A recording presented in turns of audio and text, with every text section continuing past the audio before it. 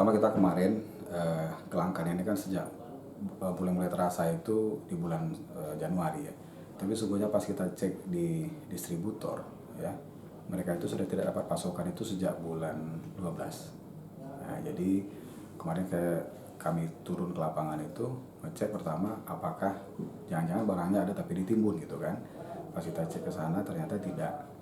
Bahkan pas kami nyampe ke sana itu mereka langsung barangnya nyampe dari produsen ke distributor itu, mereka langsung lansirkan untuk masuk ke dalam pasar yang ada di Pekanbaru.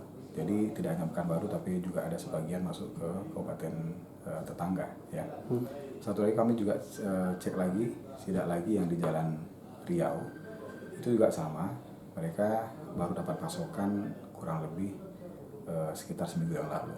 Jadi itu semuanya dipasarkan di Pekanbaru. Bahkan sampai saya minta ini dia melepasnya kemana saja dan berapa dia dapat dan dia jualnya kemana-mana saja. Saya tanyakan waktu itu adalah pertama, apakah disampaikan dari distributor kepada pengecer harga tertinggi adalah 14.000 sesuai dengan harga sudah Pak, sudah disampaikan. Terus mana daftar namanya, mereka sudah kasihkan juga dengan kami. Dan informasi kemarin kan sebelum Pak Wamen turun, Pak PLT Dirjen PDN Kemendak sudah turun juga, sudah menyampaikan bahwa per tanggal 1 Februari ada penegasan dari Menteri Perdagangan agar jumlah kuota DMO itu ditambahkan 5% daripada sebelumnya. Artinya tentu kami berpikir bahwa kalau dulu jatahnya misalnya 100 tentu sekarang menjadi 150 kira-kira begitu kan pertambahannya. Nah memang seminggu setelah itu Pak Wamen datang dan baru ada. Nah jadi memang itu kondisinya. Jadi kami berharap diinformasikan kalau ada yang jual di atas harga head. Kami juga tahu bahkan di beberapa swalayan tidak hanya di pasar-pasar tapi ini masuk ke swalayan dan dia menjual di harga 15.000. Kami tegur juga swalayannya dan kami akan mencari ini dia dapatnya dari mana distributornya. Ke distributornya kita akan surati agar dilakukan pengawasan dan penghentian suplai terhadap pengecer yang menjual di atas harga HET. Jadi penyebab langkanya minyak goreng subsidi ini beberapa waktu lalu itu penyebabnya apa mungkin?